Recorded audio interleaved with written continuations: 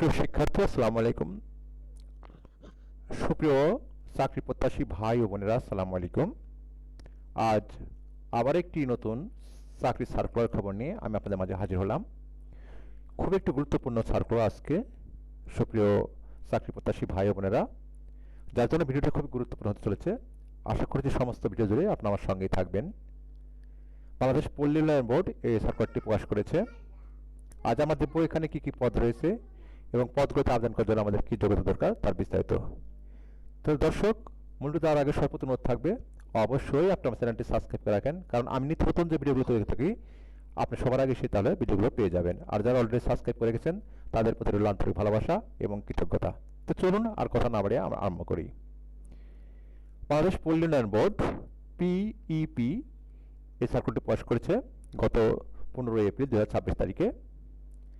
দেখুন এখানে বলছে ফরিদপুর, মাদারীপুর, রাজবাড়ী, গোপালগঞ্জ, শরীয়তপুর জেলার পরিচালিত উৎপাদনমুখী কর্মসংস্থান পিইপি বিআরডিপি ফরিদপুরের অধীনে নিম্নবর্ণিত পদসমূহে অস্থায়ী ভিত্তিতে সরাসরি নিয়োগের জন্য বাংলাদেশের নাগরিকদের কাছ থেকে দরখাস্ত বা আবেদনপত্র আহ্বান করা হচ্ছে।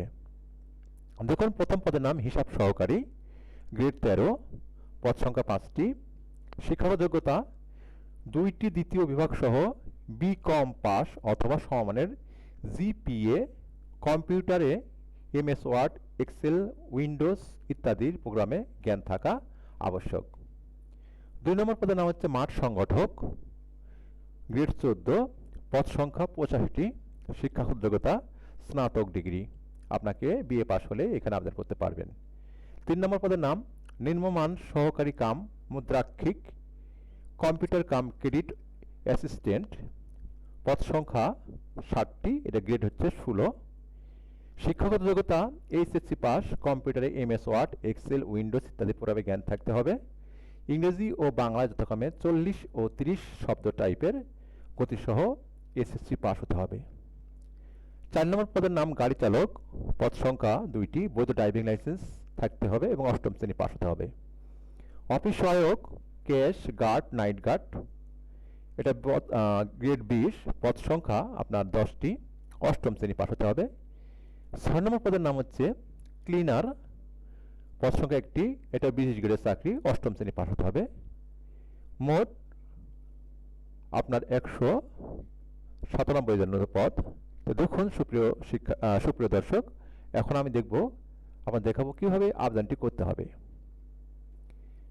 আবেদন করার জন্য আপনাদেরকে কি কি করতে হবে তারা বিস্তারিত দেখাবো। দেখুন লেখা বলছে পদগুলো সম্পূর্ণ অস্থায়ী ও শুধুমাত্র কর্মসূচির জন্য প্রযোজ্য, যা বিআরডিবির রাজস্ব বাজারভুক্ত নয়। নিয়োগকৃত কর্মচারীদের বেতন ভাতাদি কর্মসূচির সম্পূর্ণ নিজস্ব আয় হতে প্রদান করা হবে। বেতন ভাতাদি ও বার্ষিক বেতন বৃদ্ধি সহ অন্যান্য সুযোগ সুবিধা প্রদানের ক্ষেত্রে ঋণ কর্মকাণ্ডের নির্ধারিত লক্ষ্যমাত্রা অর্জন করতে হবে। তারপর দেখুন মাঠ সংগঠক পদের ক্ষেত্রে নির্বাচিত প্রার্থীদের ইউনিয়ন পর্যায়ে অবস্থান করে কাজ করার মানসিকতা থাকতে হবে। এলাকার দরিদ্র জনগোষ্ঠী বিশেষ করে বৃত্তহীনদের জীবনযাত্রার মান উন্নয়নে কাজ করতে হবে।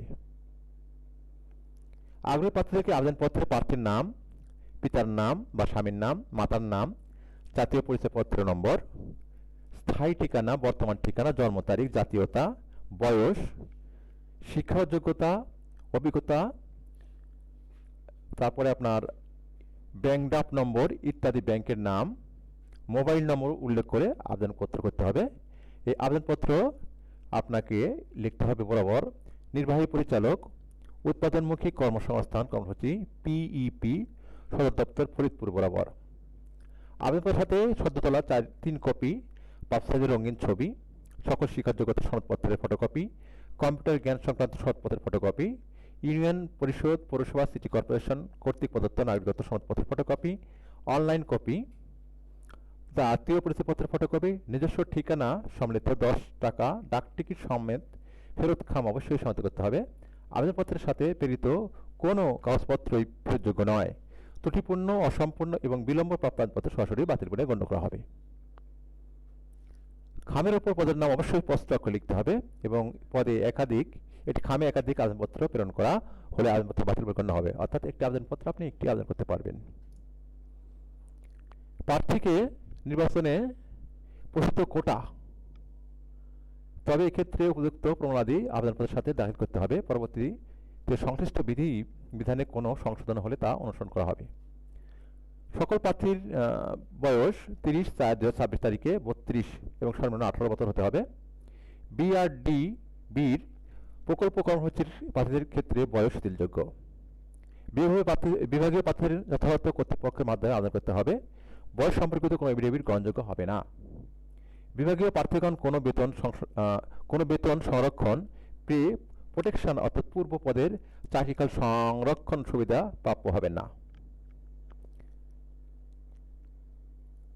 এখানে বলা হচ্ছে আবেদনপত্র নির্বাহী পরিচালক পিইপি বিআরডিপি শিরোনামে অগ্রণী ব্যাংক পিএলসি জেলা পরিষদ শাখা ফরিদপুর এর অনুকূলে হিসাব সহকারী, মাঠ সংগঠক, নির্মাণ সহকারী কাম কম্পিউটার অপারেটর, কম্পিউটার কাম ক্রেডিট অ্যাসিস্ট্যান্ট পদের জন্য অর্থাৎ 1 থেকে 4 নম্বর পদের জন্য 100 টাকা।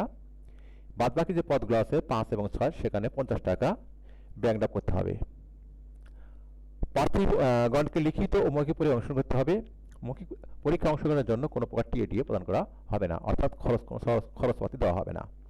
মৌখিক পরীক্ষা সহ প্রার্থীকে অবশ্যই শিক্ষাযোগ্যতা, অভিজ্ঞতার সনদ, যথাযথ কর্তৃপক্ষের অনুমতিপত্র ও অন্যান্য সকল সনদপত্রের মূল কপি প্রদর্শন করতে হবে। বিজ্ঞপ্তিতে উল্লেখিত পদসমূহের হ্রাস বৃদ্ধি নিয়োগ সংক্রান্ত সকল বিষয়ে নিয়োগকারী কর্তৃপক্ষের সিদ্ধান্ত চূড়ান্ত বলে গণ্য হবে। অনিবার্য কারণে নিয়োগ প্রক্রিয়া স্থগিত, বাতিল বা প্রত্যাহার করা হতে পারে। এভাবে আপনাদেরকে আবেদন করতে হবে। এই আবেদনটি শুরু হবে 15 এপ্রিল আপনার 2026 তারিখ এবং আবেদনের শেষ তারিখ 4 মে 2026। সুপ্রিয় চাকরি প্রত্যাশী ভাই ও বোনেরা, এই ঠিকানায় প্রবেশ করে যে আপনার brdb.gov.bd এই ঠিকানা প্রবেশ করে আপনি এই সার্কুলার বিস্তারিত দেখতে পারেন। যারা চাকরি প্রত্যাশী আছেন এবং যারা চাকরি করতে চান তারা অবশ্যই এখানে আবেদন করতে পারেন। মোটামুটি ভালো মানের চাকরি, যেহেতু এটা একসময় সরকারি হয়ে যাবে, যদিও এই প্রকল্প থেকে আরম্ভ হয় তারপরে এটা সরকারি হয়ে যায়, যার কারণে আপনারা এখানে আবেদন করতে পারেন। আশা করছি আপনারা এই সার্কুলারের বিস্তারিত বুঝতে পেরেছেন। তারপর আবেদন করতে গিয়ে যদি কোনো সমস্যায় পড়ে থাকেন তাহলে কমেন্ট বক্সে লিখতে পারেন, আমি ইনশাআল্লাহ আপনাদের সহায়তা করার চেষ্টা করব। আর যদি ভিডিও ভালো লাগে থাকে অবশ্যই ভিডিওতে কমেন্ট করবেন, শেয়ার করবেন এবং বন্ধুদের মাঝে। আজ এতটুকুই। পরবর্তীতে অন্য একটি ভিডিও দেখার, অন্য একটি সার্কুলার খবর শোনার আমন্ত্রণ জানিয়ে এবার সবার সুস্বাস্থ্য কামনা করে আজকের মতো শেষ করছি।